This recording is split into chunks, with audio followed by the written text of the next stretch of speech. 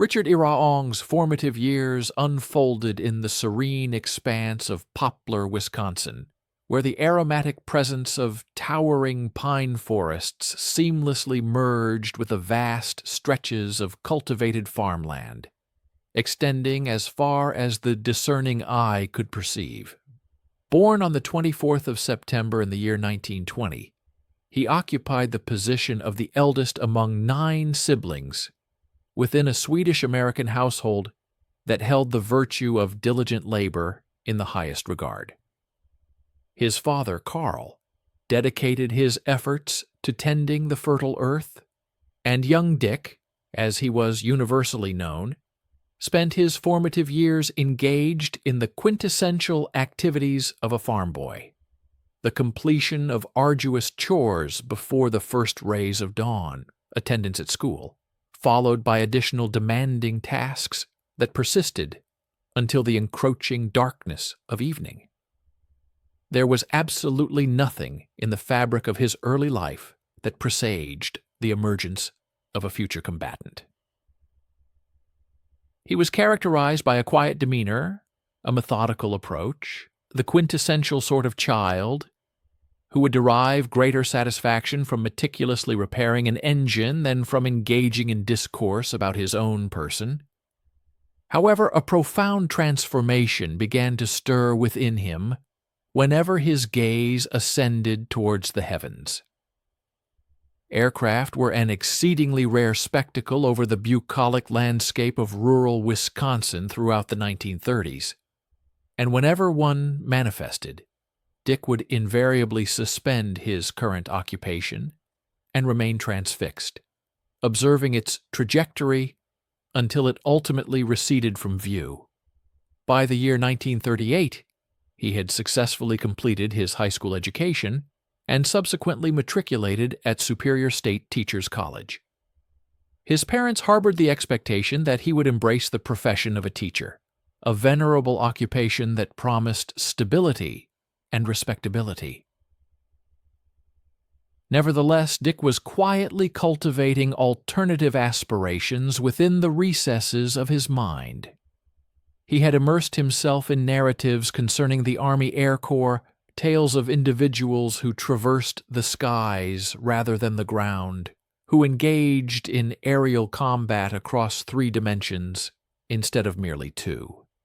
In 1941, with the conflagration already engulfing Europe and geopolitical tensions escalating with Japan, he arrived at a momentous decision that would irrevocably alter the course of his existence. He formally enlisted in the Army Air Corps Aviation Cadet Program. His parents struggled to comprehend why a young man from a farming background, who had never even experienced the sensation of being inside an aircraft, would harbor such an intense desire to pilot one.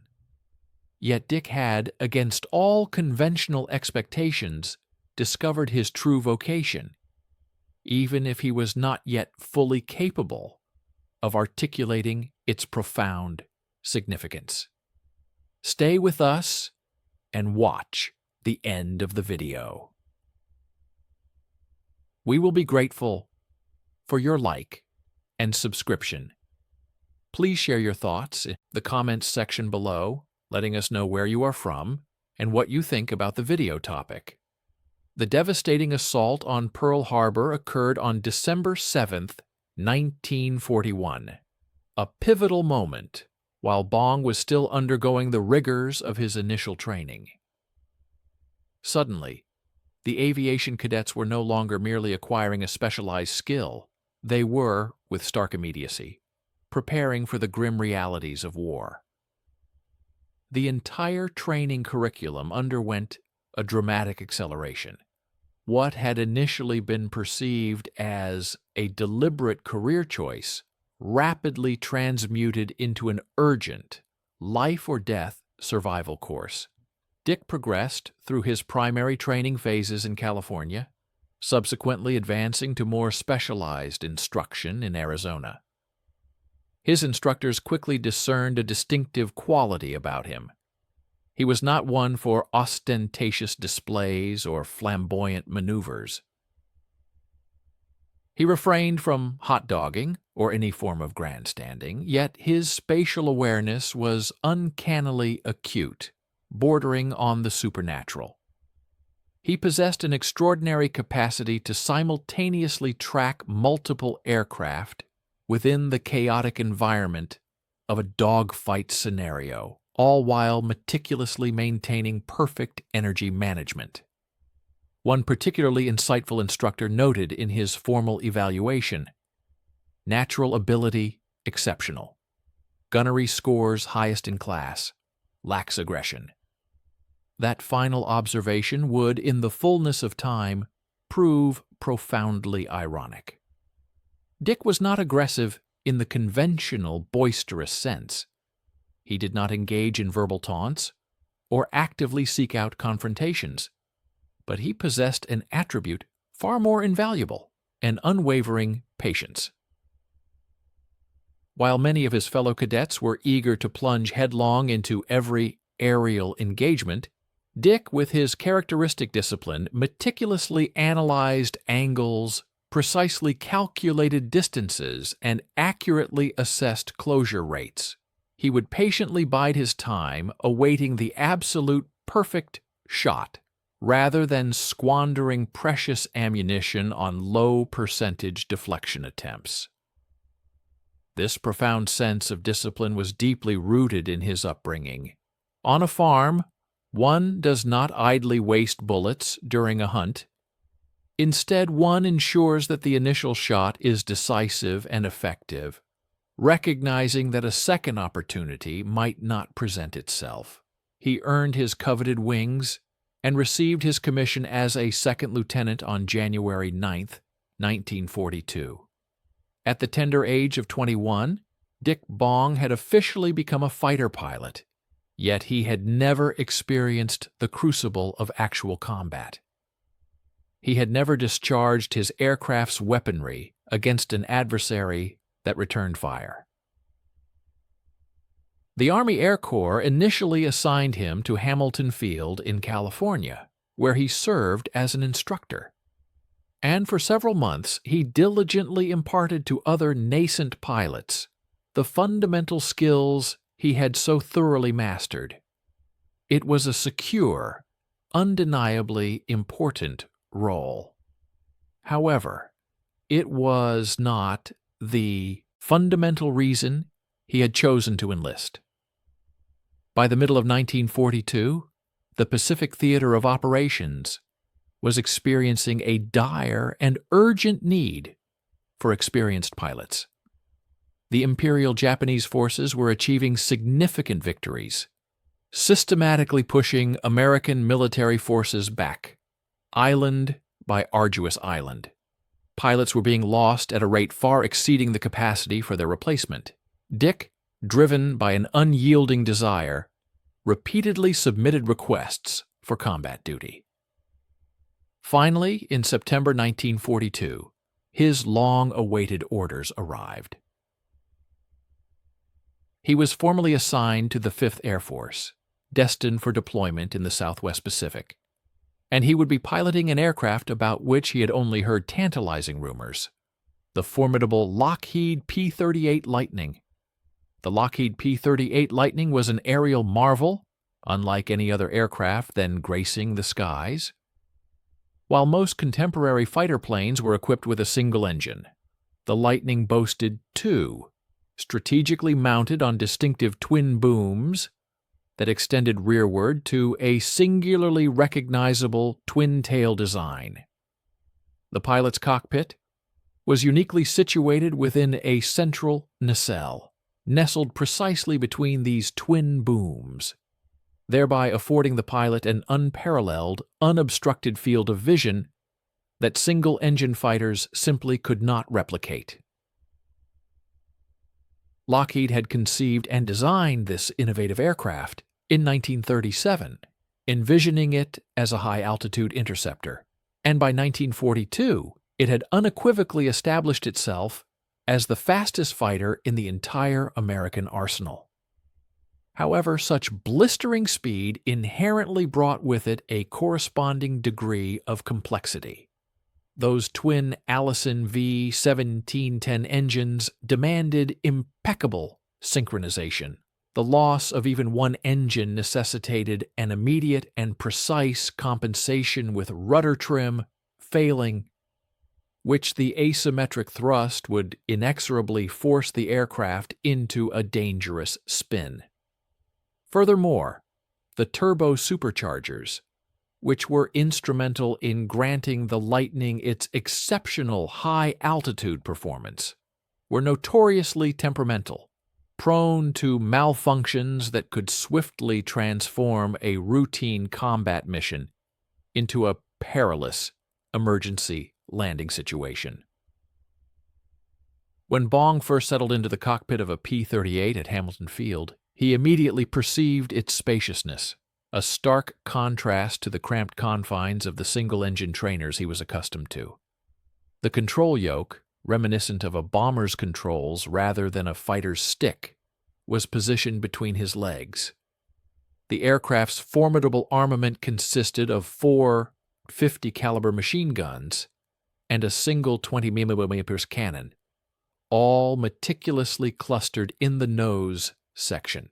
Crucially, these weapons fired directly forward through the propeller arc without the need for synchronization gear. This ingenious arrangement translated into devastating, concentrated firepower. Whereas other fighters typically mounted their guns in the wings, resulting in a dispersed shot pattern, the P-38's nose-mounted weapons converged with lethal precision at a single point. Striking an adversary within this convergent zone guaranteed an almost instantaneous and catastrophic disintegration. Despite its impressive specifications, the Lightning carried a certain reputation, and not all of it was favorable. Pilots frequently characterized it as heavy, asserting its inability to maneuver effectively in a turning fight against the agile German Bf-109s or the nimble Japanese Zeros.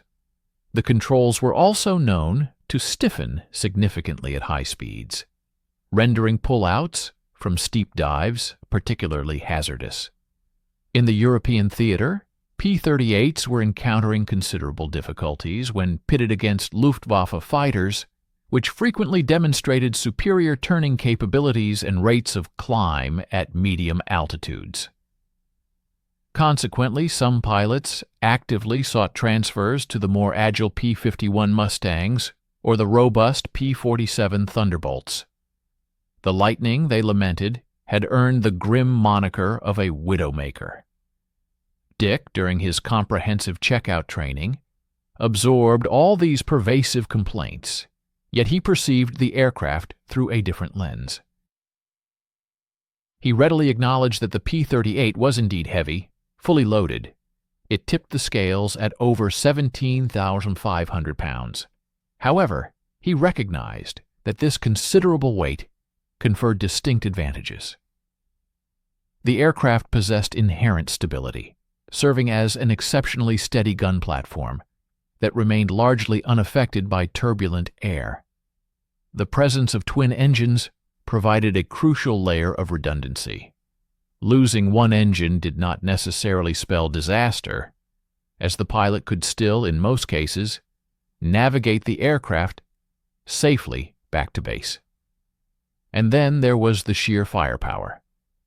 No other fighter in the Pacific theater could deliver such an immense volume of concentrated destruction in a single, devastating burst. The very essence of aerial triumph often hinges on a singular, decisive action. Dick, whose dedication to mastering the formidable P-38 Lightning was absolute, invested countless weeks in understanding its unique characteristics. The twin-engine fighter demanded a delicate touch, particularly during the critical phase of takeoff. An overzealous application of throttle could instantly unleash a torrent of torque, violently veering the aircraft from the prepared runway. Similarly, in the furious ballet of aerial combat, one could not simply wrench the control stick with the same abandon as in a less demanding trainer. The P-38 necessitated fluid, harmonized inputs, but once a pilot truly discerned its distinctive rhythm, the machine responded with exquisite precision and grace. Dick meticulously honed his gunnery skills, meticulously calibrating his weaponry, until his convergence zone was perfectly established at 300 yards, a distance sufficiently proximate to deliver utterly devastating strikes, yet far enough to safely avoid the lethal fragments of exploding targets. He delved deeply into the Lightning's exceptional energy retention capabilities, recognizing that in a headlong dive, it stood as one of the swiftest aerial platforms then in existence. This inherent velocity, he understood, was a versatile asset, readily convertible into advantageous altitude, superior positioning, or the critical tactical edge that invariably decided the outcome of dogfights. Subsequently, in the waning days of September 1942, the United States Army directed his passage to San Francisco, where he embarked upon a transport vessel destined for the distant shores of Australia. The trans-Pacific journey was an arduous odyssey, spanning several weeks, during which the ship executed a continuous serpentine course to evade the ever-present menace of Japanese submarines lurking beneath the waves. Dick judiciously utilized this prolonged period of transit, committing to memory every intricate P-38 emergency procedure, and meticulously visualizing a myriad of potential combat scenarios, thereby mentally fortifying himself for the brutal realities that lay ahead. He had absorbed the sobering accounts from seasoned pilots returning from the Pacific Theater, tales that starkly contradicted the caricatured image of a bumbling, myopic adversary perpetuated by wartime propaganda. The Japanese, these veterans confirmed, were not only highly experienced and relentlessly aggressive, but their nimble Zero fighters possessed an unparalleled maneuverability, capable of outturning any aircraft America currently fielded. The only salient advantages American aviators could reliably lean upon were their formidable firepower, their superior dive speed, and the cohesive power of teamwork. Dick acutely understood that his survival and effectiveness would unequivocally depend on the masterful application of all three. His arrival in Brisbane, Australia, occurred in early November 1942, whereupon he received his assignment to the 9th Fighter Squadron, a distinguished component of the 49th Fighter Group, operating under the command of the 5th Air Force. This unit was strategically stationed in Port Moresby, New Guinea, a place infamous as a malarial hellhole, a desolate outpost brutally carved from the dense, oppressive jungle along the southern coastline. The Imperial Japanese forces maintained a tenacious grip on the northern coast, their position separated from the Allied lines by the imposing jagged spine of the Owen Stanley Mountains. With relentless regularity, Japanese bomber formations, invariably escorted by their agile Zero fighters, launched devastating strikes against Allied installations. Consequently, American fighter pilots were compelled to scramble daily, soaring skyward to intercept these persistent threats. This unforgiving, malaria-ridden landscape was to become Dick Bong's new operational base, and his profound, visceral education in the deadly art of aerial combat was poised to commence within what was arguably the most merciless classroom on Earth. We sincerely invite you to stay with us and watch the conclusion of this compelling narrative. Your support through a like and a subscription would be deeply appreciated. Please also consider sharing where you are from and your thoughts on the unfolding events of this video's topic in the comments section below. Indeed, Port Moresby in November 1942 was nothing short of an oppressive inferno, characterized by an almost unbearable, suffocating humidity that permeated everything. The airfield itself was a crude, temporary expanse of pierced steel planking, hastily laid over a perpetually sodden, clinging mud that stubbornly refused to dry. Mosquitoes, vectors of disease and torment, swarmed in such prodigious clouds that one could literally inhale them. Pilots endured their existence in flimsy tents, which, while offering scant shelter from the scorching sun during the day, provided absolutely no respite from the torrential downpours that descended with monotonous, clockwork regularity every afternoon. The insidious triumvirate of dysentery, malaria, and dengue fever proved to be more potent adversaries than enemy bullets, hospitalizing a greater number of servicemen. The veteran 49th Fighter Group, having been embroiled in continuous combat since April, bore the unmistakable scars of prolonged engagement. Mechanics toiled relentlessly on battle-scarred P-38s, resorting to ingenuity and whatever salvaged parts they could scavenge to keep the aircraft airworthy. The pilots themselves, weathered and weary, appeared a decade older than their official service records indicated. When Dick presented himself to Major Paul Wartsmith, the group commander, the major, discerning gaze took in the fresh-faced, somewhat naive young man from Wisconsin. Without hesitation, he assigned him to fly as wingman for the most seasoned pilots, a pragmatic decision rooted in the harsh reality that in the unforgiving skies of New Guinea, nobody survived long by attempting to be a hero on their inaugural mission. Dick's baptism by fire, his very first combat sortie, unfolded on the 27th of December 1942. Intelligence reports had indicated that Japanese bombers, originating from their stronghold at Rabaul, were en route, their objective being the Allied shipping anchored in the harbor. In response to this imminent threat, the 9th Fighter Squadron swiftly scrambled 16 P-38s, their powerful engines roaring as they clawed for altitude to intercept the incoming enemy. Dick, in his role as a wingman, understood his fundamental duty was straightforward: maintain an unwavering proximity to his flight leader, vigilantly guard his tail, and, above all, avoid any rash or foolish maneuvers. At a dizzying altitude of 18,000 feet, he finally discerned them, a formidable formation of twin-engine bombers, most likely the Mitsubishi G4Ms, colloquially known to American airmen as Bettys, with their agile Zero escorts weaving protectively above.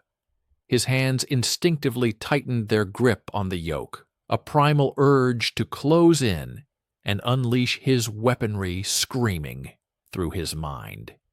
Yet, the rigorous discipline instilled during his training held him firmly in check.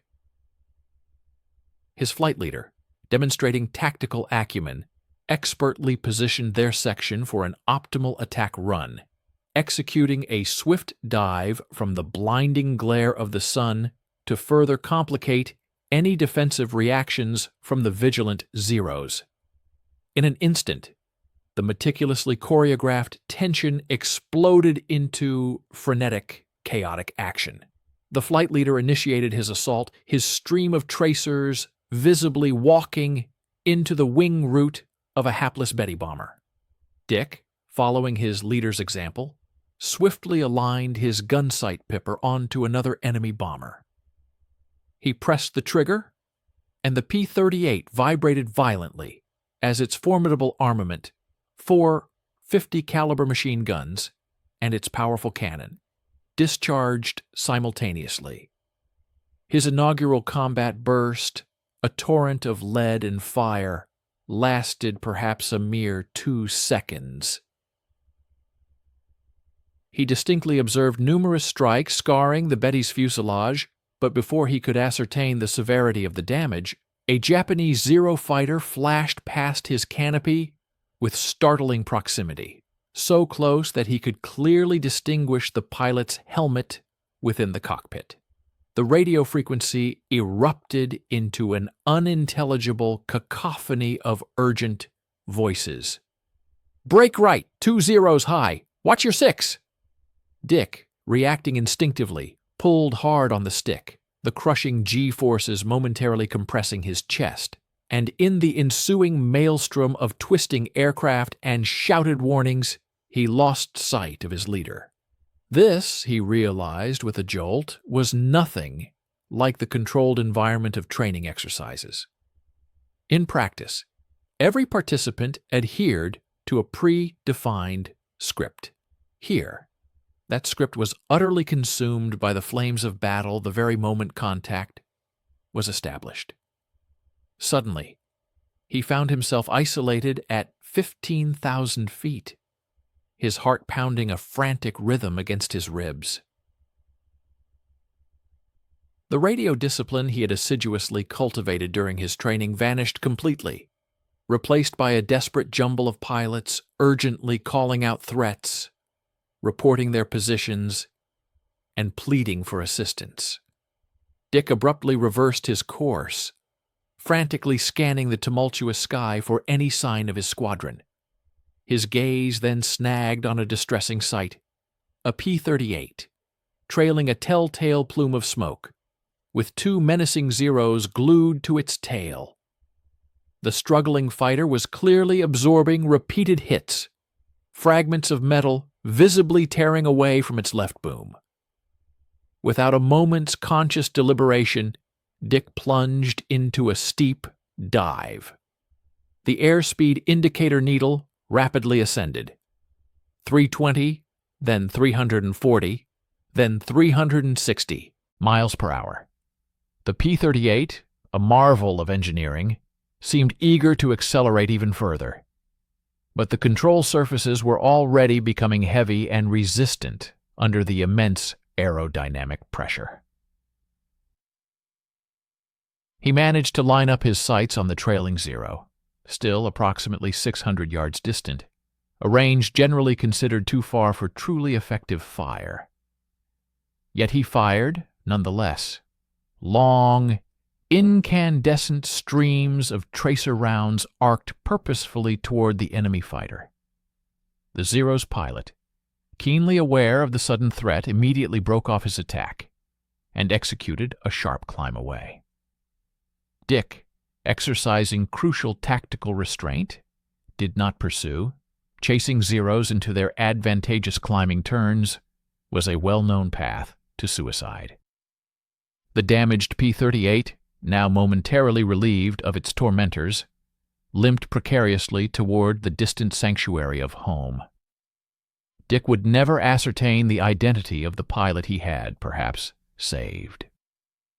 The squadron eventually returned to the Port Moresby airfield, but a grim tally revealed that only 13 of the original 16 aircraft had made it back. 3 pilots remained unaccounted for.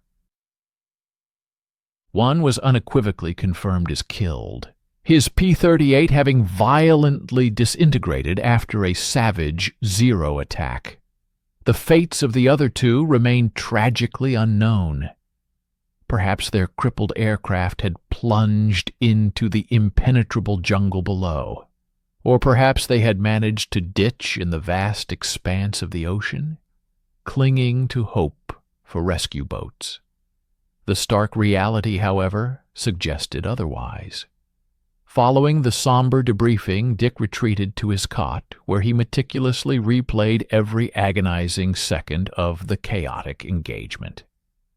He critically assessed his own performance. He had discharged his weapons at 2 distinct targets, yet he had failed to inflict any demonstrably effective damage on either. His formation discipline, a cornerstone of aerial combat, had utterly disintegrated the moment the situation devolved into pandemonium. He had broken off his attack rather than resolutely pressing it home. By his own rigorous standards, he concluded, he had fallen short, he had failed. Nevertheless, he was unequivocally alive, and the P-38 had performed precisely as its reputation and his training had promised. Its unparalleled dive speed had outstripped the Zero's ability to follow, and its concentrated, formidable firepower had proven sufficient to deter an enemy already fully committed to securing a kill. In those tumultuous 20 minutes of actual combat, he had acquired more invaluable, visceral knowledge than in all the preceding months of simulated training. For the ensuing 6 weeks, Dick embarked on an additional 23 operational sorties. A significant portion of these missions comprised uneventful bomber escorts or routine patrol assignments, during which no hostile contact was made.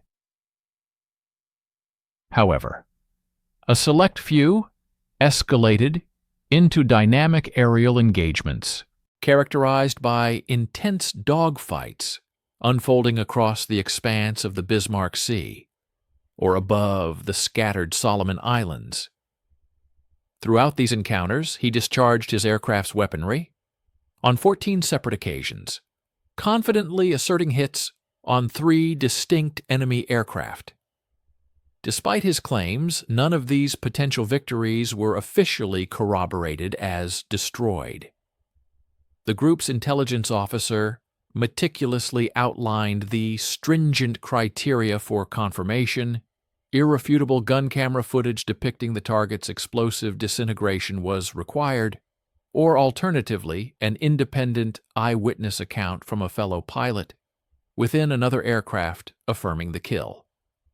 Mere damage, or even the strong likelihood of destruction, was explicitly deemed insufficient for official recognition.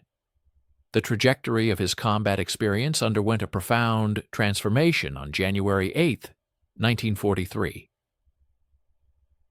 While executing a tactical sweep mission over Leh, a heavily fortified Japanese stronghold situated on the northern coastline of New Guinea, Dick's flight contingent unexpectedly intercepted a formation of Mitsubishi A-6M Zeros.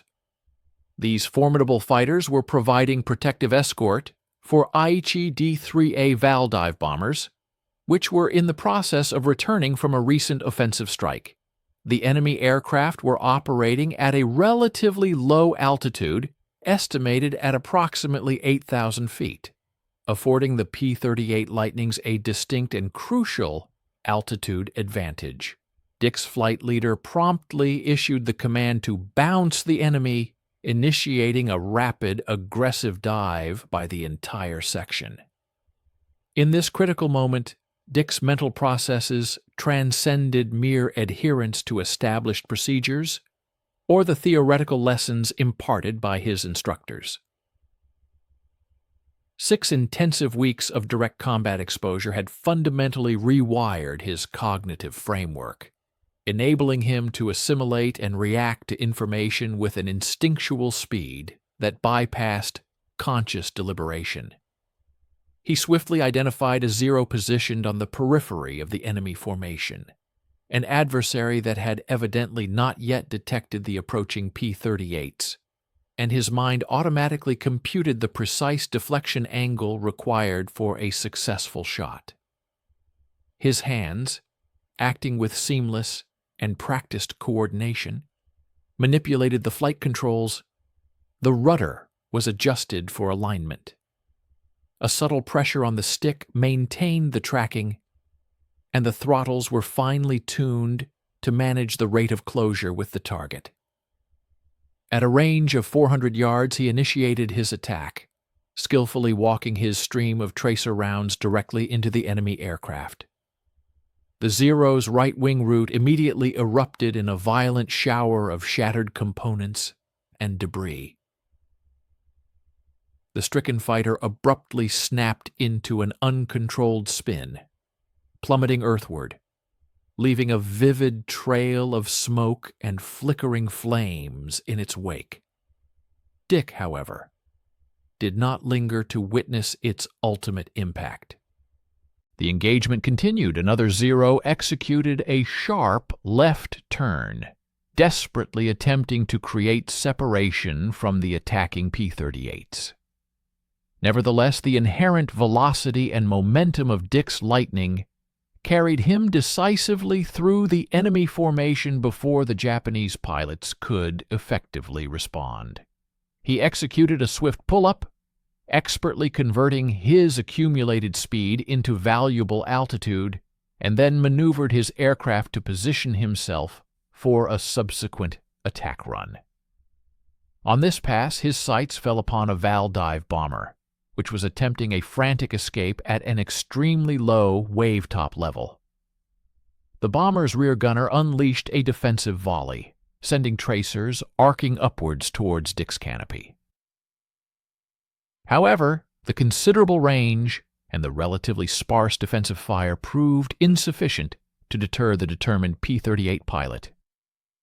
Dick closed the distance to 250 yards and unleashed a concentrated 3-second burst of fire. The Val's left engine immediately detonated in a fiery explosion. The crippled bomber then pitched abruptly nose down, plunging into the water at an estimated speed of 200 miles per hour. We hope you are enjoying this detailed account of aerial combat. Please stay with us and watch the end of the video. We would be immensely grateful for your like and subscription. Also, we invite you to share a comment about where you are from and what you think about the video topic. This single, electrifying mission yielded 2 confirmed aerial victories for Dick. Upon his return to the operational base at Port Moresby, the irrefutable evidence provided by his gun camera footage unequivocally substantiated his claims, prompting a personal commendation from the group commander himself. Yet, despite this significant achievement, Dick abstained from any form of celebration. His rigorous self-assessment led him to mentally dissect the entire engagement, frame by painstaking frame, revealing what he perceived as critical tactical errors. He critiqued his decision to open fire prematurely on the Zero, deeming it an unnecessary expenditure of precious ammunition. Furthermore, he noted his prolonged exposure within the dive bomber's defensive kill zone for nearly 2 full seconds, an oversight that had afforded the rear gunner multiple opportunities to land a potentially fatal hit. He concluded that sheer fortune had played as significant a role in his survival as his burgeoning skill. This self-analysis fueled an unwavering resolve to continually enhance his capabilities. Just 3 days subsequent to this pivotal mission, he was afforded another opportunity to demonstrate his evolving prowess. A reconnaissance flight over the Huon Gulf rapidly devolved into a chaotic, swirling dogfight when a formidable contingent of 16 Zeros ambushed the P-38 formation. Dick masterfully exploited the Lightning's intrinsic superiority in dive speed, utilizing it to isolate a single Zero from its protective wingman. He then leveraged the P-38's exceptional energy retention characteristics to rapidly climb back to a position of advantage before the disoriented enemy pilot could effectively react. He skillfully trapped the isolated Zero in a climbing turn, a notoriously disadvantageous position for a fighter aircraft, and unleashed a precise burst from 300 yards directly astern. The Japanese fighter disintegrated instantly under the concentrated fire, securing his 3rd confirmed kill. A mere week later, on January 24th, he added 2 more Zeros to his tally in a single intense engagement fought over Buna. with 5 confirmed kills achieved in a remarkably short span of 13 days. Dick Bong had officially attained ace status, and it was clear that his remarkable journey was only just beginning. What truly distinguished Dick from other highly competent pilots was his meticulously refined approach to aerial gunnery. While many of his contemporaries adopted a spray-and-pray methodology, often holding the trigger down in prolonged bursts and hoping for a lucky connection, Dick's technique was characterized by short, exquisitely precise bursts. He had conscientiously calculated that his aircraft's armaments carried sufficient ammunition for approximately 15 seconds of continuous firing. While 15 seconds might superficially appear ample, this perception quickly dissipates in the frenetic chaos of an aerial battle where potential targets materialize and vanish in mere fractions of a second. Dick's personal average was a lean 1.3 seconds per burst, a discipline that afforded him the capacity for 12 distinct firing opportunities before exhausting his ammunition supply.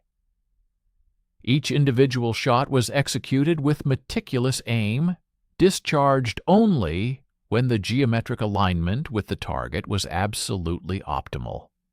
Consequently, his kill-to-ammunition ratio was nothing short of extraordinary. Whereas other pilots might expend upwards of 1,000 rounds for a single confirmed kill, Dick achieved his victories with an astonishing average of just 400 rounds.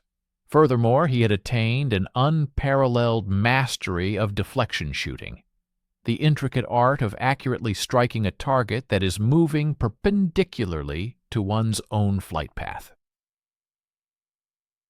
The majority of pilots struggled immensely with the concept of properly leading a target. They would instinctively aim at the enemy's current position, rather than anticipating its projected location by the time their projectiles traversed the distance. Dick's formative years, spent hunting ducks in the marshlands of Wisconsin, had provided him with an invaluable foundation in this skill, as the fundamental principle of leading airborne birds with a shotgun was essentially identical. He meticulously honed and refined this innate ability through a unique, self-devised training regimen. During routine training flights, he would diligently practice tracking P-38s from his own squadron, maintaining his gun sight's aiming reticle consistently ahead of them in simulated deflection shots. While his squadron mates initially regarded his unconventional practice as peculiar, the dedicated effort undeniably yielded profound dividends. In the crucible of actual combat, his brain instantaneously and instinctively calculated the complex lead angles required for devastating accuracy. By February 1943, Dick had accumulated an impressive 7 confirmed aerial victories and had earned the profound respect of every pilot within the 49th Fighter Group. However, he had also begun to discern a more unsettling aspect of combat, its undeniably addictive nature. The profound state of hyper-awareness, the subjective sensation of time dilating and slowing down during an intense engagement, and the primal savage satisfaction derived from executing a perfectly placed shot. These experiences generated an unparalleled intensity utterly absent from civilian life. While some pilots succumbed to burnout after only a few months, their nervous systems frayed and shattered by the relentless psychological stress, Dick appeared remarkably immune to such pressures. He continued to fly mission after arduous mission with the same unwavering, methodical focus he had once applied to his demanding farm work. When his fellow pilots voiced their frustrations concerning the oppressive heat, the debilitating malaria, or the notoriously terrible food, Dick's sole concern remained the schedule for the next mission briefing. He had unequivocally discovered his innate calling, and he harbored a resolute intention to achieve absolute supremacy within it. The attainment of A status brought with it a host of privileges that Dick neither sought nor desired, alongside responsibilities that he embraced with utmost gravity. The National Press Corps first discovered him in March 1943, a period when the 5th Air Force Headquarters actively sought out heroic figures to bolster morale and inspire the public back home. Consequently, photographers converged upon Port Moresby, eager to capture images of the unassuming farm boy who had transformed into a formidable aerial predator. Dick found every moment of this media attention deeply uncomfortable and distasteful. He reluctantly posed beside his P-38, arms crossed, his discomfort palpable, while reporters barraged him with what he perceived as inane questions about his feelings regarding shooting down a Zero. How did it feel? For him, it felt like the disciplined execution of his duty. It felt like safeguarding the lives of his squadron mates. Ultimately, it felt like an experience utterly beyond the comprehension of anyone who had never been confined within a cockpit at 20,000 feet, with enemy fighters closing rapidly at a combined speed of 600 miles per hour. The widespread acknowledgement of his aerial prowess, however, yielded a beneficial consequence. General George Kenney, the esteemed commander of the 5th Air Force, personally intervened to stipulate that Dick remain within the operational theater, rather than undergoing the typical rotation back to the United States. While most pilots completed a designated combat tour before returning stateside for much-needed recuperation and instructional duties, Kenney recognized the imperative of retaining his most skilled aviators to impart invaluable guidance to incoming replacements on the critical art of survival. Consequently, Dick was assigned supplementary responsibilities as a gunnery instructor. In between his demanding combat sorties, he would frequently accompany novice pilots aloft, demonstrating the crucial strategies that had preserved his own life. His tenets included avoiding the perilous vertical chase with agile Zeros, instead advocating for the judicious use of dive speed to dictate the terms of engagement, emphasizing short, controlled bursts of fire, and perpetually maintaining acute awareness of one's wingman's position. While some of the fresh recruits absorbed these lessons with diligence, others, fueled by youthful overconfidence, believed they possessed superior knowledge. Dick's concern for which pilots chose to heed his warnings eventually waned after he tragically witnessed 3 impetuous young flyers succumb to enemy fire within their inaugural week of combat, having flagrantly disregarded every piece of instruction he had meticulously imparted.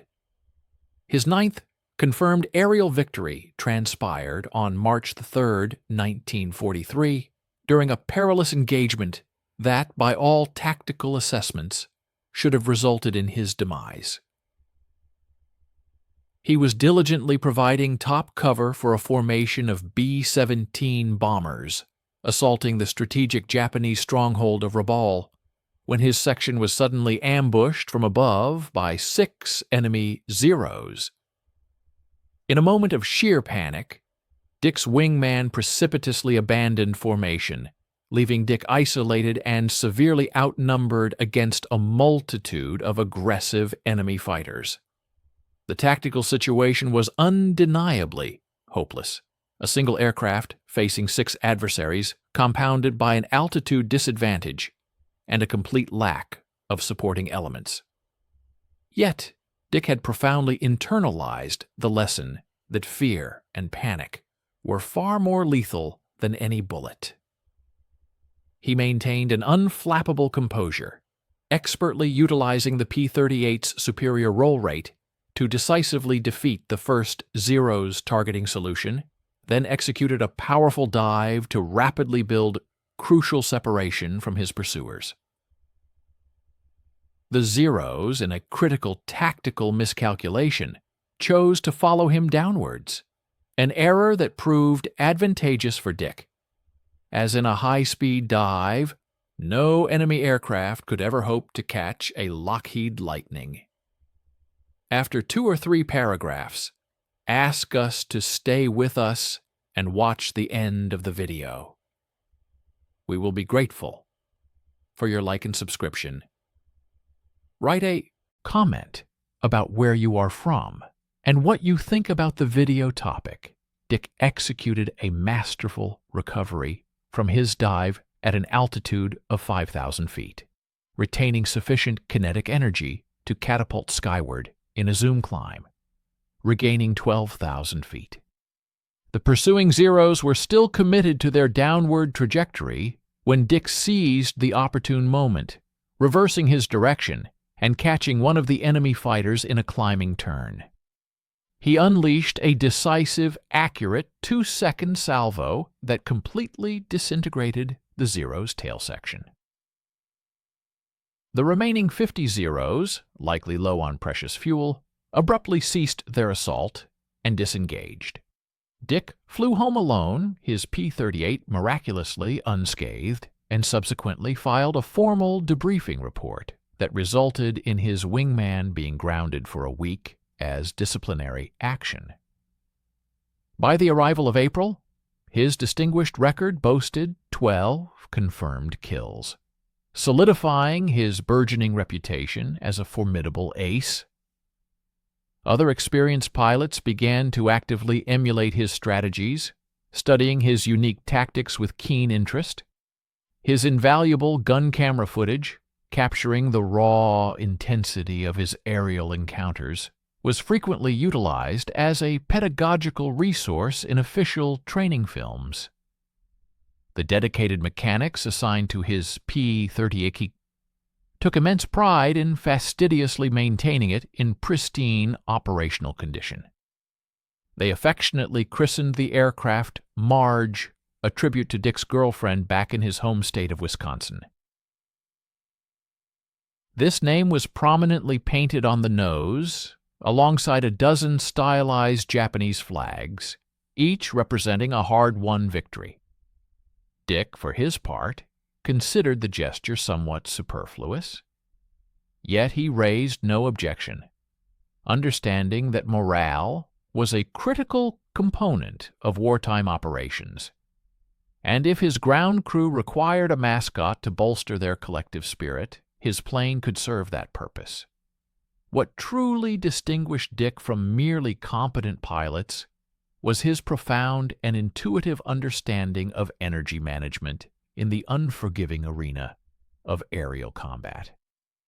Every aircraft engaged in a dogfight possesses a finite amount of energy, which is a dynamic combination of its current speed and altitude. To deplete one's energy reserves is to become utterly helpless, a sitting duck for the enemy. To meticulously maintain it, however, is to dictate the flow and terms of the engagement. The P-38, unlike the highly maneuverable Zero, was not inherently designed for sustained turning fights, a reality Dick never sought to challenge. Instead, he ingeniously adopted and refined the hit-and-run tactics pioneered by the legendary Flying Tigers in China. This involved swift incursions at blistering speeds, unleashing a concentrated burst of fire, executing a rapid egress before the enemy could effectively react, and then leveraging that acquired speed to climb back to a position of altitude advantage, ready to repeat the devastating sequence. The Japanese aviators, recognizing the distinctive twin-boom silhouette of the Lightning, bestowed upon P-38 pilots the formidable appellation of fork-tailed devils. The aircraft's unmistakable profile and the formidable reputation of its pilots meant that even the most skilled Japanese airmen learned to actively avoid direct confrontation with them whenever feasible.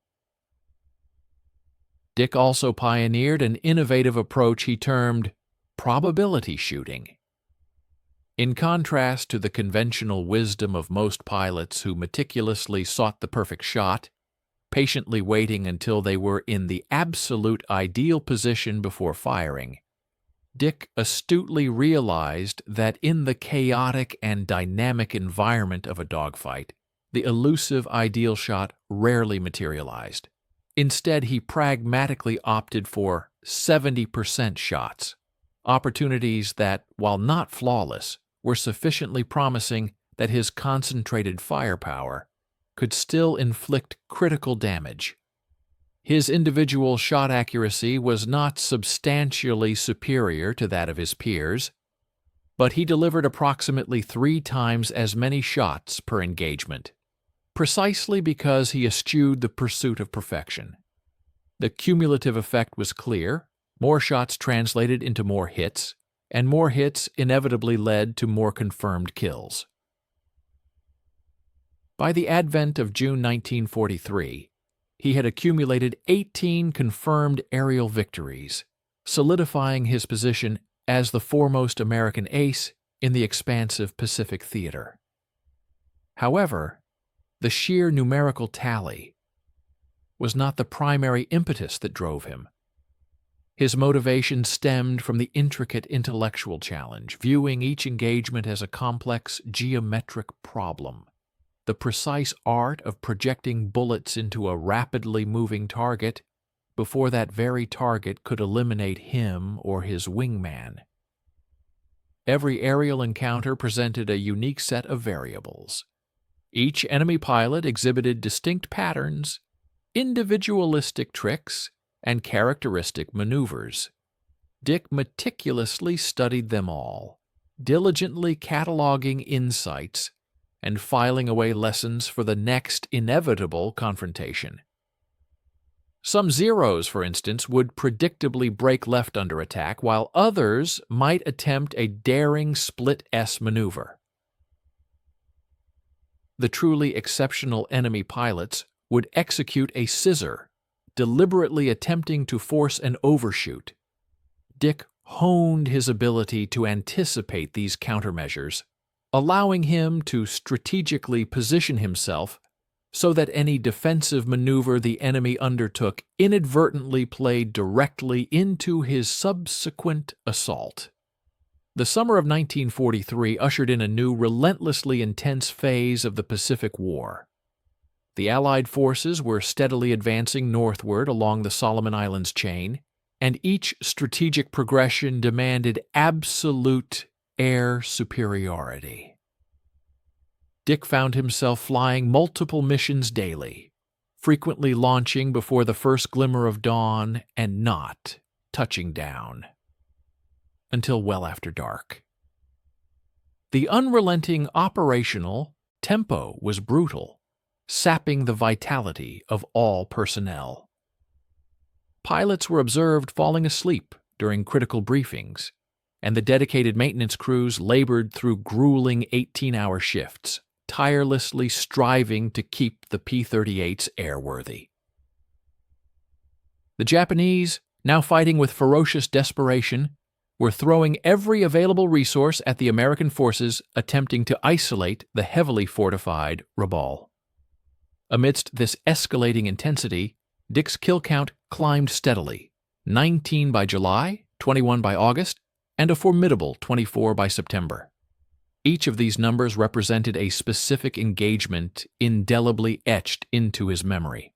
The audacious Zero that attempted to ram his P-38 over Wewak, the twin-engine bomber that exploded so perilously close to his aircraft that shrapnel-induced cracks marred his canopy, and the remarkable feat over Oro Bay, where he downed 3 enemy aircraft in a mere 4 minutes. Other American aces were concurrently amassing impressive kill tallies. Tommy Lynch had reached 20 victories, Gerald Johnson stood at 18, and Neil Kirby was rapidly climbing with 15. The press, ever eager for a compelling narrative, dubbed it a veritable contest, a race, a characterization Dick vehemently disdained. For him, this was not a competition. It was an existential struggle for survival. However, the Army Air Force, recognizing the immense propaganda value, capitalized on the public fervor, and headquarters meticulously maintained detailed scoreboards. Dick's leading position made him an invaluable asset for bolstering morale. In September 1943, he received compulsory orders to return to the States for a war bond tour. He had endured an arduous year in combat, flying over 200 missions. While a break should have been a welcome respite, Dick wrestled with a disquieting sense of desertion, feeling as though he was abandoning his squadron. General Kenney, however, provided a firm assurance that the tour would be brief, lasting only 2 months, after which he would return to New Guinea. America in late 1943 was a profoundly altered nation, barely resembling the country he had left. The relentless demands of war production had completely reoriented the economy. Women, a linchpin of the war effort, were now working tirelessly in factories constructing the very P-38 aircraft that Dick flew. Rationing was a ubiquitous reality that touched every household, and across the nation, an ardent desire existed to meet a genuine war hero. Dick embarked on an extensive itinerary, traveling to 23 cities, delivering speeches he had meticulously memorized due to his inherent aversion to public speaking. He visited the Lockheed plant in Burbank, California, where dedicated workers building P-38s filled with admiration asked him to autograph fuselage panels before they were riveted into place. He returned home to Wisconsin, where his parents could barely recognize the emaciated, battle-worn young man who had replaced their robust farm boy son.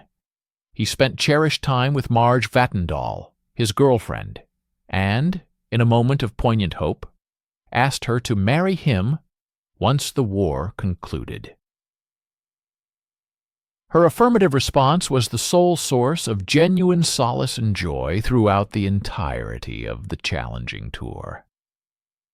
During December of 1943, Dick made his way back to the Southwest Pacific Theater, where he was assigned to the 49th Fighter Group's Operations Section, taking on the role of a tactical advisor. His official duties encompassed the meticulous planning of aerial missions and the comprehensive training of newly arrived pilots. However, his unofficial yet equally crucial mandate was to persist in the relentless destruction of Japanese aircraft. In his absence, the formidable P-38 Lightning had undergone significant enhancements. The latest J model now boasted superior engines and demonstrated improved characteristics during high-speed dives. Dick dedicated a full week to re-qualifying on this advanced aircraft, subsequently plunging back into the fray with his characteristic unwavering intensity and methodical approach. On January 7, 1944, he achieved his 25th confirmed kill, downing a Japanese Zero over the strategic Wadham Island. A mere fortnight later, he remarkably added 2 more victories, numbers 26 and 27, during a single mission, while providing escort for B-24 bombers en route to the heavily fortified Rabaul. Nevertheless, the Japanese forces were dynamically adapting to the evolving combat landscape. Their newer pilots, unlike the seasoned veterans of 1942 who had largely perished in earlier engagements, were replacements characterized by aggressive tendencies, but woefully inadequate training. These pilots often resorted to reckless kamikaze-style assaults, which, through sheer desperation and audacity, occasionally proved effective. In February, Dick experienced 2 perilous encounters that narrowly avoided disaster. The first incident occurred when a heavily damaged Zero fighter, in a desperate maneuver, attempted to ram his aircraft, missing him by an astonishingly close margin of less than 10 feet. The second alarming event transpired during a mission over Wewak, where his port engine sustained direct hits from ground fire, leading to a critical loss of oil pressure. With remarkable composure and an intimate understanding of his aircraft's mechanics, he painstakingly nursed the compromised P-38 back to base on a single engine. This harrowing 3-hour flight was a profound test of his technical expertise and endurance.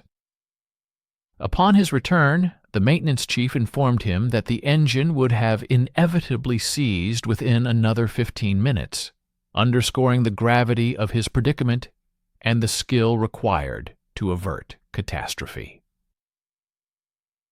March heralded further triumphs, with victory number 30 secured during an intense aerial engagement over Taji, swiftly followed by numbers 31 and 32 within the same week. During this period, Dick was flying in partnership with a new wingman, Thomas J. Lynch, himself an accomplished ace credited with 20 confirmed kills.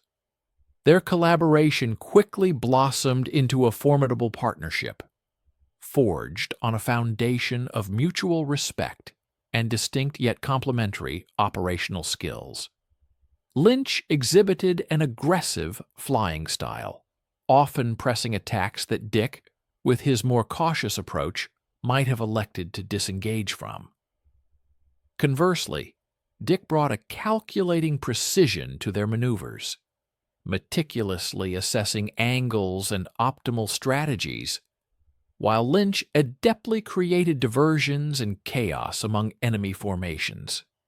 Their combined efforts proved devastatingly effective against their adversaries. On April 3, 1944, they intercepted a substantial formation of Japanese aircraft that were actively targeting Allied shipping. In that single decisive engagement, Dick personally accounted for 3 enemy aircraft, while Lynch contributed 2, bringing their combined total to an astounding 5 victories in one mission, a new and impressive squadron record. Please stay with us and watch the end of the video. We will be grateful for your like and subscription. Write a comment about where you are from and what you think about the video topic. By the middle of April, Dick had amassed an impressive total of 36 confirmed kills. Yet he found himself in a state of profound exhaustion that even extended periods of rest could not alleviate. He had endured continuous combat operations for over 18 months, with his brief tour stateside serving as his only respite from the relentless pressures of aerial warfare. At times, his hands would visibly tremble when he was not actively engaged in flying. His already slender physique had shed 30 pounds, a stark testament to the physical toll of his experiences. The flight surgeon, observing these alarming symptoms, recommended grounding him, citing clear indications of combat fatigue. However, Dick steadfastly refused this recommendation. He recognized that he was on the cusp of an unprecedented achievement, something no American pilot had ever accomplished. He had long surpassed the record of World War I's top American ace, Eddie Rickenbacker, who had achieved 26 kills. Now Dick was relentlessly pursuing the elusive target of 40 victories, a number that had once seemed utterly unattainable, but was now remarkably within his grasp. The morning of April 12, 1944, unfolded in New Guinea, with the familiar oppressiveness of tropical heat, the persistent hum of mosquitoes, and the customary mission briefing convened at 0530 hours. Intelligence reports indicated the presence of Japanese fighters operating in the vicinity of Hollandia, and the 49th Fighter Group was specifically tasked with securing and clearing the airspace before the arrival of Allied bombers. During the briefing, Dick meticulously studied the detailed maps, carefully noting the topographical features, the probable approach vectors for enemy aircraft, and the locations of emergency landing fields should any unforeseen complications arise. He possessed an intimate familiarity with this particular operational area, having flown over it dozens of times and knowing every mountain ridge and coastal inlet by heart. His P-38 had undergone its thorough pre-flight checks and was fully fueled. The aircraft's guns had been precisely bore-sighted the previous night. Everything about the morning's preparations was routine. With the exception of one singular compelling detail, Dick had accumulated 36 confirmed kills and required just 4 more to reach the momentous milestone of 40. The mission officially commenced at 0700 hours, with a formation of 12 P-38s steadily ascending into a sky partially obscured by broken cloud cover.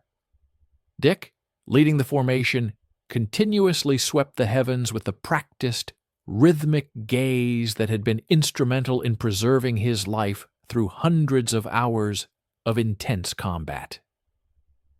At an altitude of 14,000 feet, they pierced through the cloud layer into a realm of clear, unobstructed air where they immediately sighted their quarry, a substantial formation of Japanese fighters and bombers heading south, directly towards Allied positions. Dick's keen eyes counted at least 20 enemy aircraft, a massive strike package that signaled a significant commitment of resources by the Japanese forces. He promptly radioed the contact report to his flight and expertly maneuvered his formation to initiate an attack from the sun, employing aviation's oldest and still most supremely effective tactical advantage. The subsequent engagement, a textbook bounce, was executed with flawless precision. Dick expertly selected a lone zero positioned on the periphery of the enemy formation and initiated a steep, aggressive dive, his airspeed rapidly accelerating past 400 miles per hour. The Lightning's controls, though stiffened by the immense air pressure, responded faithfully to his precise inputs. He opened fire at a distance of 350 yards, his incandescent tracers converging with deadly accuracy on the Zero's fuselage. The enemy fighter reacted by rolling sharply to the left, attempting a desperate split S maneuver to escape. But Dick had anticipated this exact defensive action. He swiftly adjusted his aim and unleashed another devastating burst of fire. The Zero's canopy instantly shattered, and the aircraft tumbled violently out of control, leaving a thick plume of smoke in its wake. This marked his 37th confirmed victory.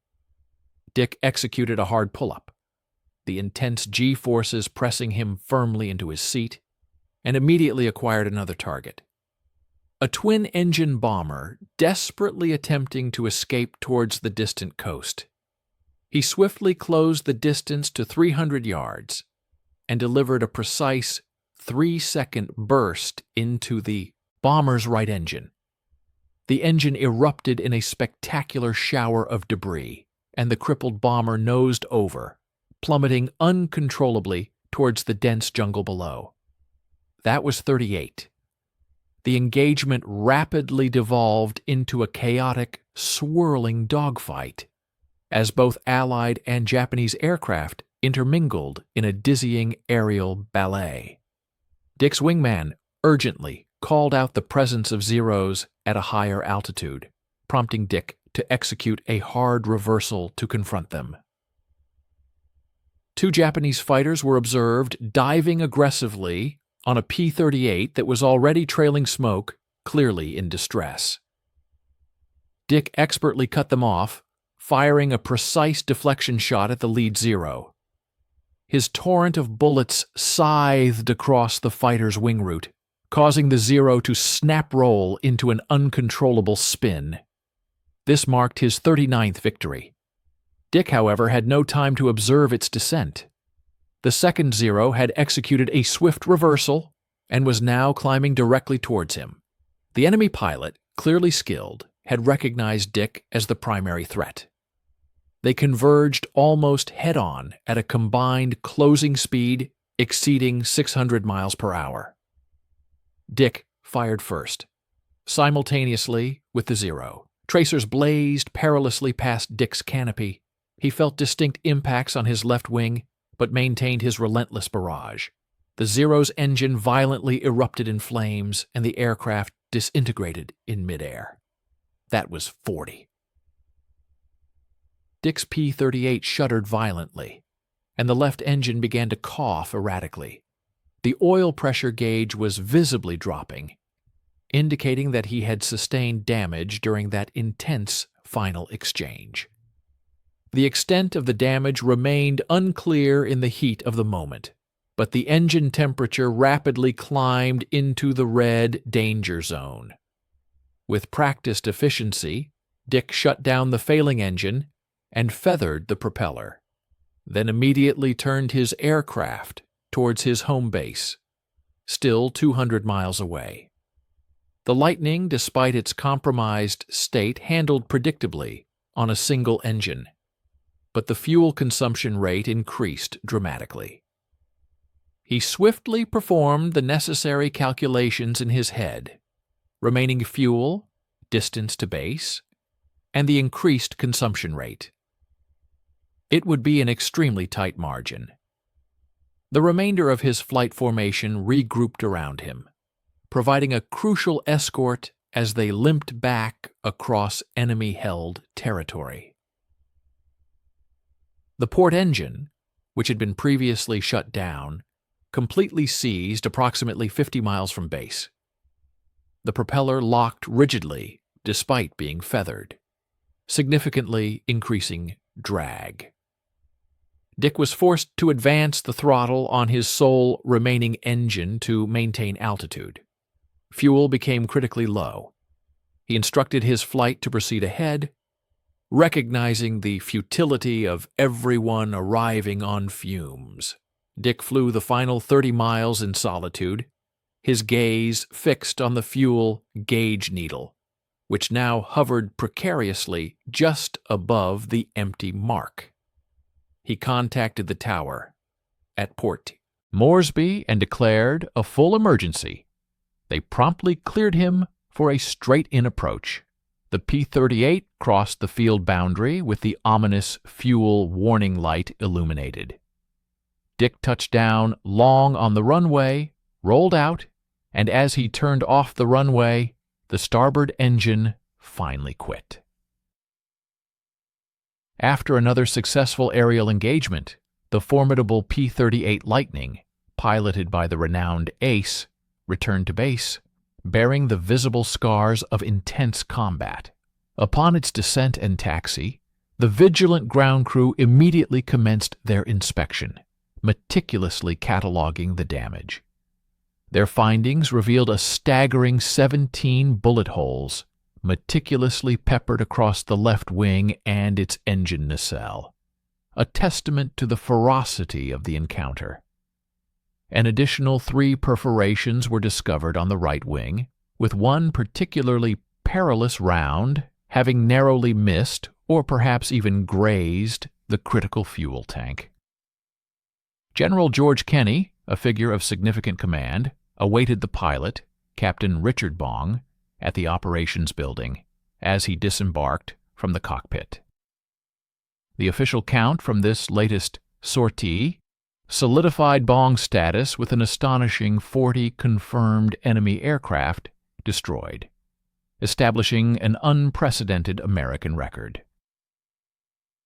Without delay, General Kenney ceremoniously affixed the Distinguished Service Cross to Captain Bong's flight suit, directly on the bustling tarmac, an honor bestowed with immediate recognition.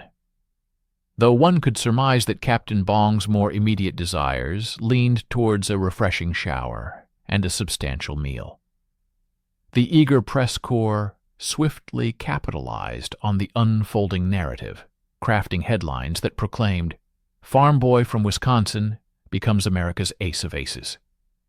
Yet, Captain Bong's pragmatic focus remained undeterred, his primary concern revolving around the swift repair of his P-38, understanding implicitly that another mission invariably loomed on the horizon.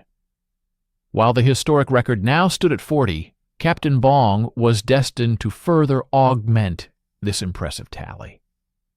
In the ensuing months, he would undertake a series of additional missions, though increasingly command sought to safeguard their preeminent ace, preferring to mitigate the daily risks he faced.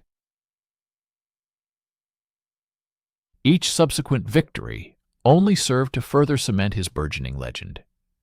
Nevertheless, it was the benchmark of 40 confirmed kills that indelibly etched his name into history on that pivotal day, April 12, 1944.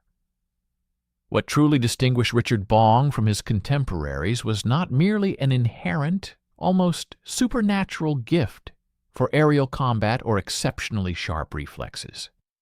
Indeed, countless other aviators possessed superior visual acuity, quicker reaction times, or perhaps even more overtly aggressive combat personas. The singular attribute that truly set Captain Bong apart from every other pilot was a profound sense of discipline, honed and refined to an exquisite art form.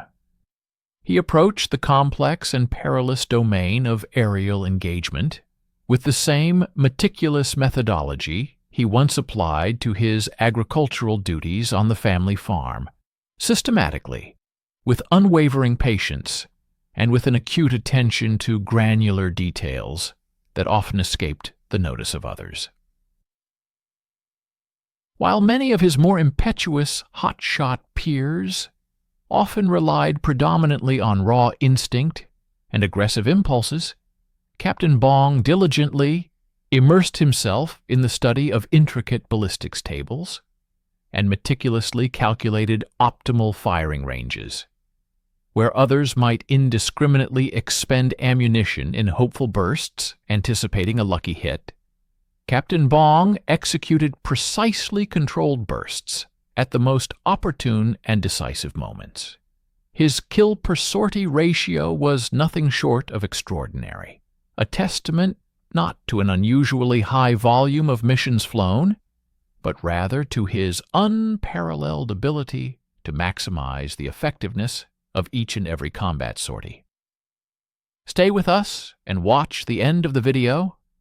We will be grateful for your like and subscription. What is your origin, and what are your thoughts on the topic of this video? The P-38 Lightning, an aircraft initially plagued by a somewhat tarnished early reputation, undeniably demonstrated its formidable capabilities in the skilled hands of Captain Bong. Critics frequently asserted its limitations, claiming it was ill-suited for dogfighting, unable to maneuver effectively against agile enemy fighters, and overly complex for the demanding conditions of aerial combat. Captain Bong, however, systematically disproved these assertions by resolutely refusing to engage the enemy on their terms.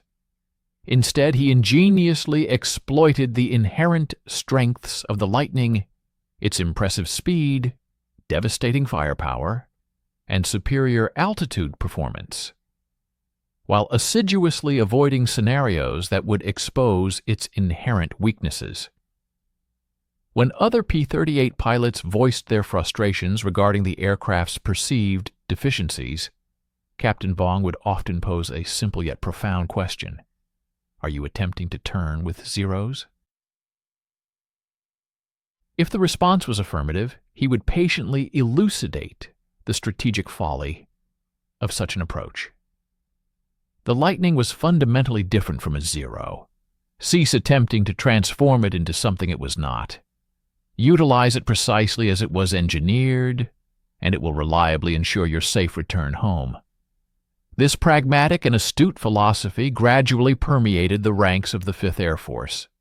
Consequently, P-38 units universally adopted boom and zoom tactics, as their standard operational procedure, leading to a dramatic and measurable improvement in their kill ratios. Captain Bong's distinctive gunnery techniques rapidly evolved into mandatory study material for fighter pilots operating throughout the sprawling Pacific theater. The Army Air Force meticulously analyzed his gun camera footage, identifying discernible and repeatable patterns in his engagement style. Their analysis revealed that he consistently fired shorter bursts than the average pilot, typically around 3 seconds compared to the 2.8 seconds common among his peers. Furthermore, he demonstrated an unwavering discipline, patiently waiting until the target range was precisely between 250 and 350 yards before initiating fire, steadfastly refusing to squander precious ammunition on low-probability, long-range shots. His targeting strategy was also remarkably precise. He aimed for specific, critical components of the enemy aircraft, such as engines, cockpits, or fuel tanks, rather than merely spraying fire at the entire airframe. Most significantly, he possessed an unparalleled understanding of deflection shooting, a skill he mastered beyond anyone else in the theater. His extraordinary ability to accurately lead a crossing target, anticipating its trajectory, was a direct translation of years spent hunting ducks in the wetlands of Wisconsin, now expertly applied to the complex, three-dimensional geometry of aerial combat. The Air Force subsequently endeavored to systematize his techniques into comprehensive training curricula, though with mixed results. While the mechanical aspects could certainly be taught, the innate instinct required for such precision often stemmed from extensive, lived experience. The symbiotic partnership between Captain Bong and his dedicated crew chief, John Dougherty, exemplified another critical component of sustained success: the indispensable relationship between an aviator and their maintenance personnel. Captain Bong consistently treated his ground crew with a level of respect that was notably uncommon for officer-enlisted dynamics in 1944. He actively listened when they meticulously explained mechanical issues, demonstrating a genuine appreciation for their technical expertise. He placed implicit trust in their informed judgment regarding the aircraft's operational limits and capabilities. In return, they ensured his P-38 was maintained in a condition superior to any other aircraft within the squadron. Consequently, when other aircraft were often grounded awaiting essential maintenance, Captain Bong's Lightning was invariably mission-ready. This exceptional reliability directly translated into more combat hours, a greater number of opportunities for engagement, and ultimately an increased tally of kills. Success in the unforgiving arena of aerial combat, it became clear, was not solely determined by what transpired in the skies. It was equally contingent upon efficient logistics, meticulous maintenance, unwavering trust, and robust relationships forged on the ground. The definitive final tally of Captain Bong's confirmed aerial victories stood at 40, a number often accompanied by a subtle asterisk. Some historians, after careful review, contend that Captain Bong's true total should arguably be higher, perhaps reaching 48 by incorporating probable kills and damaged aircraft that partial gun camera footage seemed to corroborate. However, Captain Bong himself never advocated for inflated numbers. He possessed a profound understanding that combat records necessitated strict, verifiable standards, recognizing that exaggerated claims ultimately undermined credibility. 40 confirmed kills was the figure that held paramount significance, because each one was witnessed, meticulously documented, and rigorously verified. This inherent discipline, his unwavering refusal to claim anything that could not be unequivocally proven, was a clear reflection of his profound character. He could easily have emulated some other aces who claimed every damaged aircraft as a definitive kill. Instead, he consistently held himself to an exceptionally higher standard of integrity. Following the conclusion of the war, Captain Bong was assigned to the challenging role of test pilot, tasked with evaluating newly developed jet aircraft at Burbank, California. On February 10, 1945, Captain Bong married Marge Vattendahl, embarking on a new chapter of his life. Tragically, they would share only 6 months together. On August 6, 1945, precisely half a year after his wedding day, Captain Bong was conducting an acceptance flight of a P-38 Shooting Star, when both fuel pumps unexpectedly failed during the critical takeoff phase.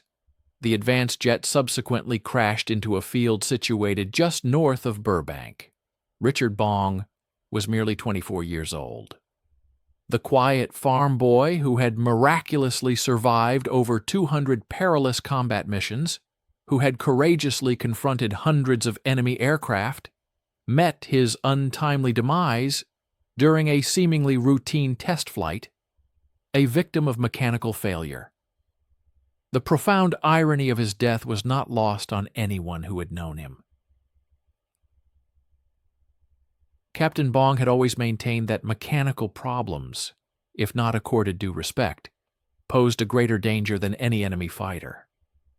His enduring legacy extended far beyond the impressive record he established. The innovative tactics he pioneered became foundational doctrine, meticulous energy management, aggressive boom and zoom attacks, disciplined gunnery techniques, and precise wingman coordination. These fundamental concepts profoundly shaped fighter combat for generations to come. The P-38 Lightning, initially viewed with skepticism, gained widespread acceptance, partly because Captain Bong conclusively demonstrated its extraordinary capabilities in the hands of a truly skilled pilot. And the exemplary standard he set, a blend of professionalism devoid of ego, competence without arrogance, and lethality without cruelty, became the quintessential template for what a fighter pilot should aspire to be. Even 70 years after his tragic death, fighter pilots around the globe continue to meticulously study Richard Bong's combat techniques. The unassuming farm boy from Wisconsin, who never sought fame or glory, who simply wished to perform his duty with excellence, inadvertently became the immutable standard by which all others are measured. 40 aircraft destroyed, 200 missions survived. One pilot who unequivocally proved that discipline, patience, and precision will consistently triumph over unbridled aggression. That was Richard Bong's war, and that was his indelible victory.